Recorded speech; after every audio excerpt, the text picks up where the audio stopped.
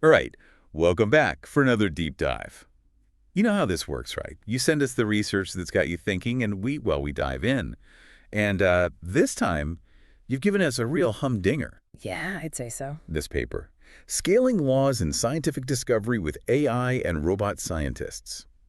Just the title alone. I mean, come on, it sounds like something out of, I don't know, a near-future sci-fi thriller, doesn't It's it? a little bit, yeah, definitely ambitious. But that's what we love about it. It really gets at this idea that's been bubbling up, that AI and robotics, they're not just tools anymore. They're poised to completely change how we do science, like from the ground up, like a total revolution. Totally. And the scaling laws part of the title, that's hinting at something really big too. Like, what if scientific progress could, suddenly accelerate exponentially? Because these systems, these autonomous generalist scientists the paper talks about, what they call AGS, they keep getting better and better. It's like, whoa, hold on. Science is about to go into overdrive. Okay, so to really get this, let's think about how science works right now, in the real world. It's still very much a human endeavor, isn't it? You got researchers spending hours in labs running these meticulous experiments, dedicating years, decades even, to really mastering their field. What are the kind of built-in limitations there in that very human way of doing things that maybe AI and robotics could break through? Yeah, great question. So, first off, traditional research, it's really demanding. Like just staying up to date with all the new research that's constantly being published, it's a Herculean task. And then you have to actually design the experiments, carry them out, and that often requires some pretty specialized expertise. It's like, imagine trying to put together a puzzle, a giant puzzle. Hmm. But the pieces are spread out in like libraries all over the world, and only a few people have the keys to certain rooms. Yeah, that's a great way to put it. And then even when you do manage to bring together experts from different fields, which is, crucial for tackling those really big, thorny problems, collaborating across those disciplines, it can be tough. Everyone's got their own jargon, their own ways of doing things and trying to coordinate all of that. Well, it takes a lot of time and effort. And then there's AI. Right. We can't ignore the elephant, or maybe the Yeah. robot, in the room, right? We've seen what these new AI systems, especially these large language models, can do with data, with language. I mean, it's pretty mind-blowing. Generating text, even writing code, pulling insights from mountains of information. Absolutely. But even with all that power, as the paper points out, AI in science right now, it's still pretty limited when it comes to actually making discoveries. AI isn't out there designing experiments from scratch and running them in a lab. Not yet, at least. Right. It's more like a really smart assistant at this point, analyzing data we already have, maybe automating some really specific tasks, but not the big picture stuff. Exactly. And that's where things get really interesting. The paper argues that the real game changer is going to be when we can combine this incredible AI brain power with, well, with robots that can act in the real world. That's how we start to get these, autonomous generalist scientists that can move between the digital world and the physical world seamlessly. Like, it needs to be able to not only read a cookbook, but actually go into the kitchen, grab the ingredients, whip up a meal, and then, like, understand why the souffle did or didn't rise. Exactly. And on that point, we are still working on making sure AI is reliable, right? Like sometimes LLMs can hallucinate, come up with stuff that's just plain wrong, but researchers are getting better at making AI self-critique, double check its own work. But even with that, the biggest hurdle right now is getting AI to operate out there in the messy, complex, real world. And not just in one specific area. We need systems that can do chemistry, biology, physics, you name it, just like a human scientist. So it's not enough to be a specialist.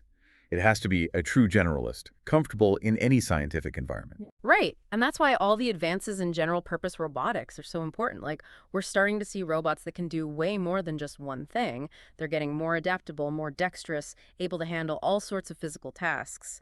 And that could really speed things up in the lab. Imagine, robots collecting data 24/7, running experiments with incredible precision and consistency. That would be huge. So we're talking about a tighter, more seamless workflow, right? Like what's planned in the virtual world, the AI thinking, can then be executed like right away in the real world by these very capable robots. Exactly. And the paper lays out several really compelling reasons why building these autonomous research systems is so important for the future of science. Okay, let's hear it. Why go to all this trouble to create these, brainy robots that do science? Well, for one, the sheer amount of scientific data we're generating these days, it's just exploding. I mean, it's becoming impossible for humans to keep up. Autonomous systems could help us sift through all that information, find the patterns, and speed up the research process. So it's like, we need AI just to handle the information overload and then actually make sense of it all. Yeah, it's a big part of it. And then there's the specialization problem. Science has become so specialized that it's hard to get a handle on everything. But LLMs could help us synthesize knowledge from all these different fields, you know, break down those barriers and make it easier for people to understand and contribute to scientific discoveries. Right, so it's not just about speed, it's also about making science more accessible and breaking down silos. Totally. And these systems could also make us more creative. Like, imagine an AI that can generate and test tons of hypotheses, way more than any human could ever think of on their own. And it could even be designed to specifically connect the dots between disciplines, spot those connections that we humans might miss. Plus, think about reproducibility. One of the big problems in science is that it can be hard to replicate experiments. But if you've got these robots doing everything and recording every single step, well, that problem pretty much goes away. That's a huge point. Reproducibility is a cornerstone of good science, and if these systems can help us achieve that more reliably, that's a big win. So the paper gets into the nitty-gritty of how an AGS would actually work. They've got 5 main modules, like the essential building blocks of an automated research process. Let's take them one by one. Okay, so the first one is literature review. And this isn't just, your typical keyword search on Google Scholar. It's much more than that. This would be an autonomous system that can really dig deep into scientific papers, like really understand them, and even get around those pesky paywalls that block access to so much research, something that even those fancy API-driven tools struggle with. It's mimicking how a human researcher would, immerse themselves in all that existing knowledge. So it's not just finding the papers, but it's reading them, getting the gist, understanding the key arguments, and figuring out what's really important. That's pretty remarkable. What's next? Okay, so building on all that knowledge, you've got module number 2, proposal generation. This is where the AGS takes everything it's learned and actually writes up a full-blown research proposal. Defining the problem, setting clear goals, suggesting new hypotheses. And importantly, it would also come up with detailed instructions for how to test those hypotheses, both through simulations in a virtual environment and with actual physical experiments done by robots. So it's not just brainstorming, it's coming up with a solid plan that's ready to be put into action, both in the digital world and the real world. Exactly. And then we come to the really exciting part, module number 3, experimentation. This is where the rubber meets the road, right? The research actually happens. In the virtual world, the AGS runs simulations and crunches numbers. And in the real world, it uses its robot buddies to do all the hands-on stuff, mix solutions, take measurements, tweak things as needed based on what the data is showing. It's like the robot in the lab isn't just a mindless drone. It's got the ability to adapt and improvise as the experiment unfolds. Yeah. That's a whole other level of capability. For sure. Okay, then we move to module 4, which is manuscript preparation. Once the experiments are done, it's time to share the results with the world. This is where the AGS would take all the data, analyze it, interpret it, and put it all together into a paper that's ready to be published in a scientific journal. So not only is it doing the science, it's also writing the paper. Think of all the time researchers could save if they didn't have to do that part themselves. Yeah, huge time saver. And to make sure the paper is top-notch, it would even do a simulated peer review, like pretend it's being reviewed by other scientists, just like a real paper would. And finally, we get to module 5, reflection and feedback. This is where the system gets to, think about what it did, how it went, and figure out how to do it better next time. Exactly. The AGS would constantly be evaluating itself, looking at the results of its experiments and taking in feedback, maybe from human collaborators or even from other AI systems. It's a self-learning system, constantly getting smarter and improving its research strategies. Wow, it's like a scientific mind that never stops learning and refining itself. Now, the paper also lays out this really cool framework, these different levels of automation in scientific discovery. It's not just like, boom, we go from humans doing everything to robots taking over. It's more of a gradual process. Right. They've got 5 levels. Level 0 is basically how a lot of science works today, where there's no AI directly involved. Researchers are using all the traditional tools and methods. It works, but it can be slow, and it's easy for different fields to become isolated from each other. So picture researchers in their labs using all the specialized equipment and software. But it's all driven by human ideas and human execution. Right. And then we move up to level 1, tool assisted. This is where we start to see those basic AI tools being used for very specific tasks, like using an LLM to help write part of a paper or a simple machine learning algorithm to do some basic data analysis. But the human is still calling the shots, making the big decisions. So AI is like that helpful intern who can handle some of the grunt work, but the senior scientist is still in control. Exactly. Then we bump it up to level 2, the intelligent assistant. At this level, AI gets a lot more independent. It can go out and gather information on its own, run some pretty sophisticated simulations, and even start to put together knowledge from different fields.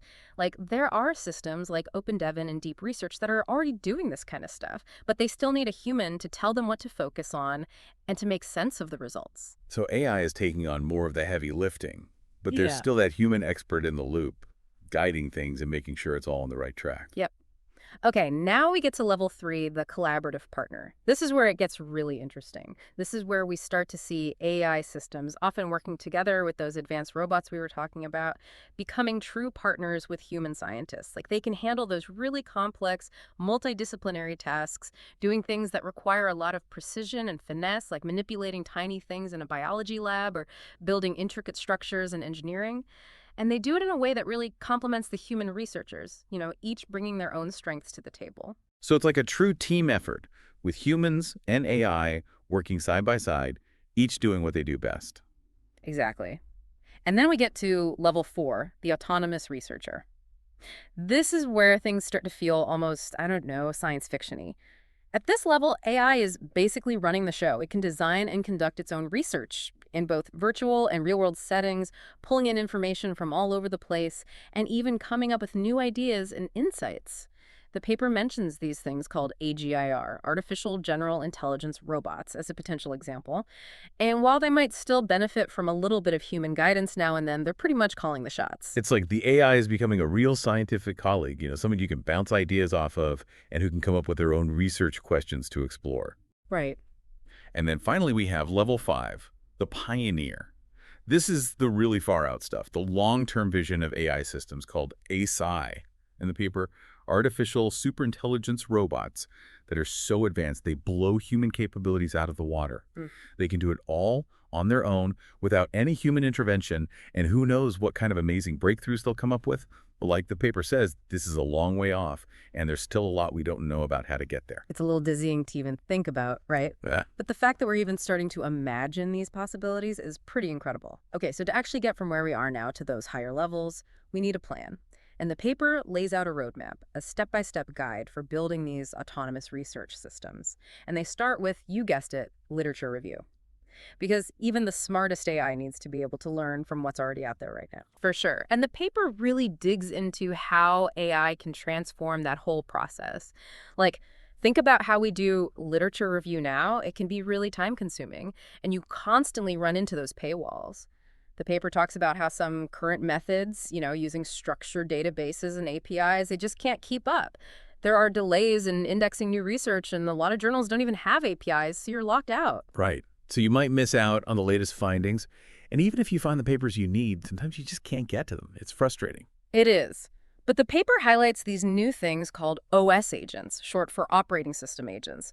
They're designed to interact with digital platforms just like a human user would, like GPT-4 Vision, OS Copilot, and some others. They can go directly to websites, open up applications, do all the things a human would do. And that means they can get around those API limitations and access a lot more research, including stuff that's behind paywalls. So these AI agents are basically learning how to use a computer like a human researcher would, giving them a much wider range of information to work with. Pretty clever. Yeah, it is. But once these agents have gathered all this info, the next step is to make sense of it, right? Yeah. And that's where intelligent processing, synthesis, and gap identification come in. This is where AI goes way beyond just finding keywords. They're using advanced reasoning models to analyze the actual content of all that research, understand the relationships between different ideas, pick out the key arguments, and even extract structured data. So it's like the AI is reading the papers, not just skimming them for keywords and then putting all that information together in a meaningful way. Yeah, and the ultimate goal here is to identify the big trends, the emerging themes, the things we already know, and most importantly, the gaps in our knowledge, the questions that haven't been answered yet. It's not just about summarizing what's already out there, it's about figuring out what we don't know and what we should be focusing on next. So it's like having an AI research assistant that can not only find the relevant research, but can also tell you where the knowledge frontier is, where the most exciting new discoveries might be hiding. That's incredibly powerful. It is. And the paper makes this great comparison between the old school knowledge-based systems, the API-driven approaches, and these new OS agents. And it's clear that OS agents, with their ability to use computers like a human and adapt to different platforms, are a huge step forward in automating the whole literature review process. And once we have that solid foundation of knowledge, we can move on to the next stage, proposal generation. Which is where the AI stops just summarizing the existing research and actually starts coming up with its own research questions, right? Exactly. And it's not just about asking the questions, it's about figuring out how to answer them. So we're talking about automating things like, defining the problem, creating hypotheses that can actually be tested, figuring out the best way to test those hypotheses, and even planning out all the details of the research project. So it's basically like you give the AI a bunch of research papers and it spits out a fully formed research plan ready to go. Pretty much. And the paper talks about how this process can be super rigorous, involving all sorts of checks and balances. Like the system can use multiple AI components to evaluate different parts of the proposal. And it can even get feedback from human experts and simulated peer reviewers to make sure the proposal is both novel and feasible. So it's like having a built-in research advisor helping you refine your ideas and make sure they're as good as they can be. Exactly. And from there, we naturally flow into the next stage, experimentation. This is where the virtual and physical worlds really come together. And the paper points out that experimentation has these two sides, virtual and physical, that are important in pretty much every area of science. Like in the virtual world, AI is already making huge strides, running simulations, crunching data, all that good stuff. But when it comes to the physical world, well, things are a little more challenging. We still haven't figured out how to give AI the same level of dexterity and adaptability that humans have in the lab. Yeah, like a chemistry AI might be great at modeling molecules on a computer, but actually going into the lab and mixing chemicals, handling delicate equipment, that's a whole other ballgame. Right. And while we do have some pretty cool robots that can do specific tasks in the lab, they're often very specialized. Like, you might have a robot that's great at pipetting liquids, but ask it to do something else and it's lost. What we really need are general-purpose robotic systems with embodied AI. Robots that can learn new things, adapt to different situations, and handle all sorts of tasks. The paper talks about this system called OpenDevin, which is showing some real promise in that area. So robots that are less like specialized tools and more like, the human grad students who can handle pretty much anything you throw at them in the lab. Exactly. But of course, there are still a lot of hurdles to overcome. Like, these robots need to be able to see and understand the world around them. They need to be able to make decisions on the fly. They need to be safe to work with. And of course, we need to think carefully about all the ethical implications. It's like we're not just building robots, we're building partners, collaborators, maybe even someday colleagues. And that comes with a lot of responsibility. Absolutely.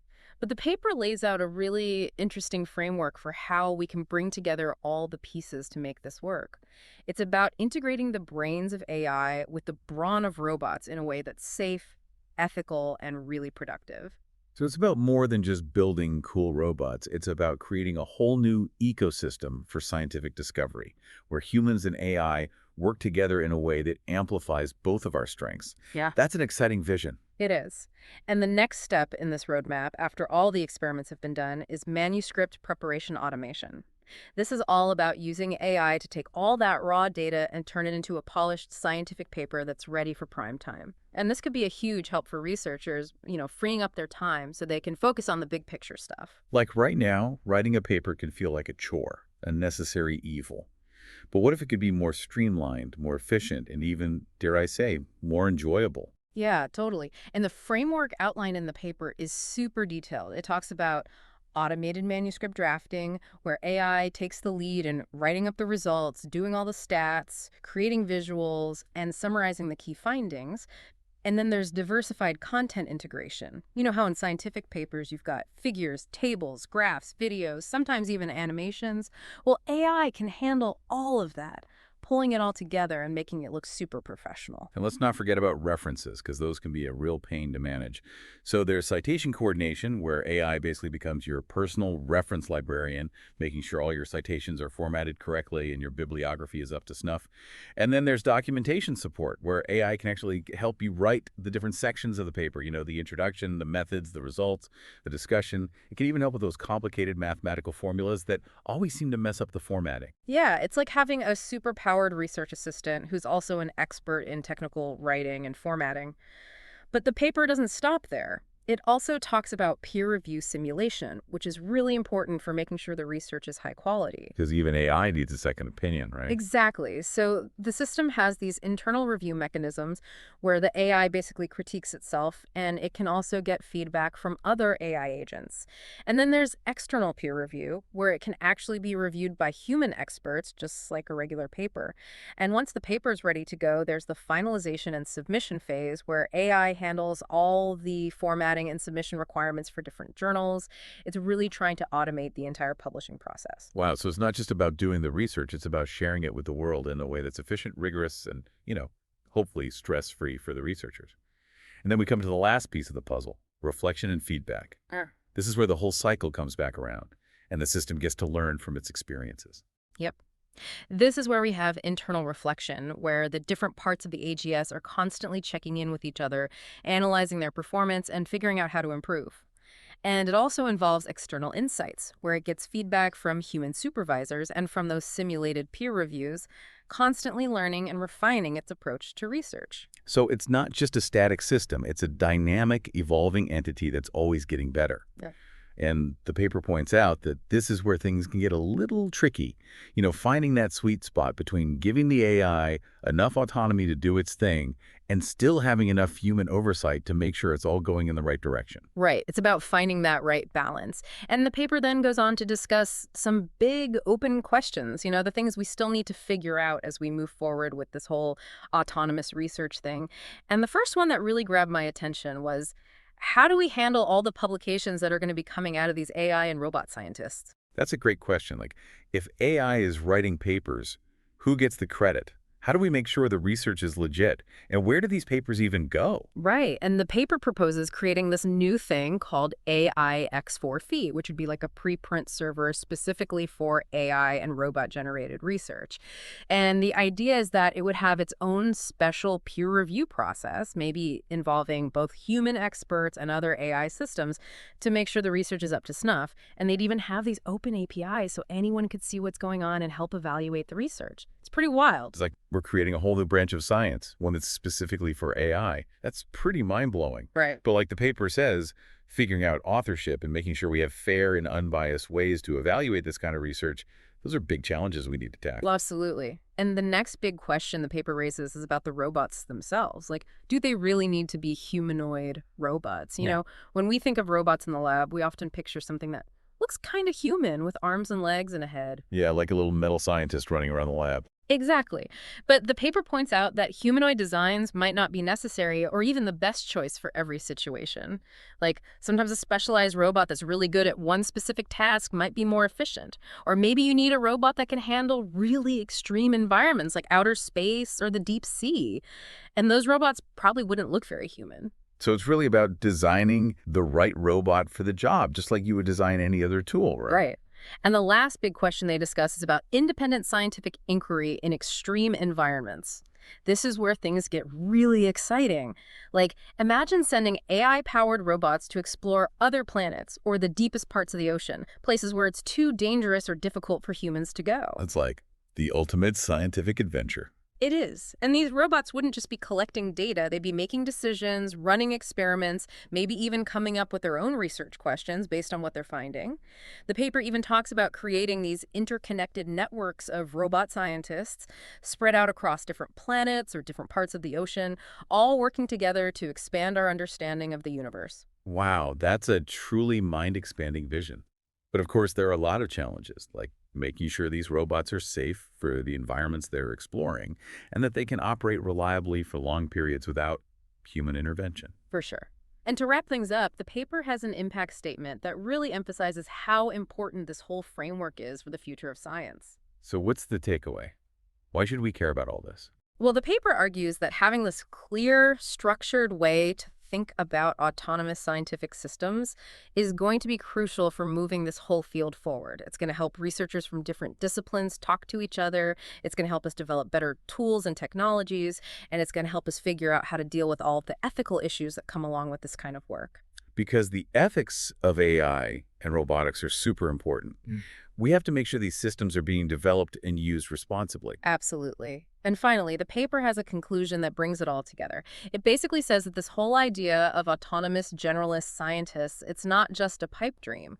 It's a real possibility, and it has the potential to revolutionize how we do science. So we're talking about a future where AI and robots aren't just tools, they're partners, collaborators, Yeah. and maybe even someday scientific pioneers in their own right. Exactly. It's a future where scientific discovery can happen faster, more efficiently, and maybe even in ways we can't even imagine right now. And that's pretty darn exciting. Well, this has been a wild ride. This paper really gives us a lot to think about.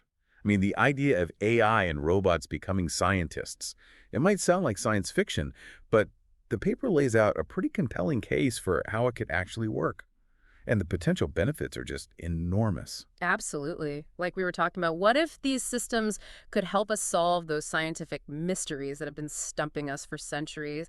What if they could lead to breakthroughs in medicine, energy, space exploration, you name it? The possibilities are endless. I think we're just scratching the surface of what's possible. And it makes you wonder, what kind of world will we be living in when these autonomous scientists are out there making discoveries alongside us, or maybe even without us? It's a really thought-provoking question, and one that I think we're all going to be grappling with in the years to come. For sure. And on that note, thanks for tuning into this deep dive. We highly recommend you check out the paper for yourself, Scaling Laws in Scientific Discovery with AI and Robot Scientists. It's a real eye-opener. And who knows, maybe it'll spark some new ideas of your own. Until next time, keep those research requests coming, and keep exploring the frontiers of knowledge with us.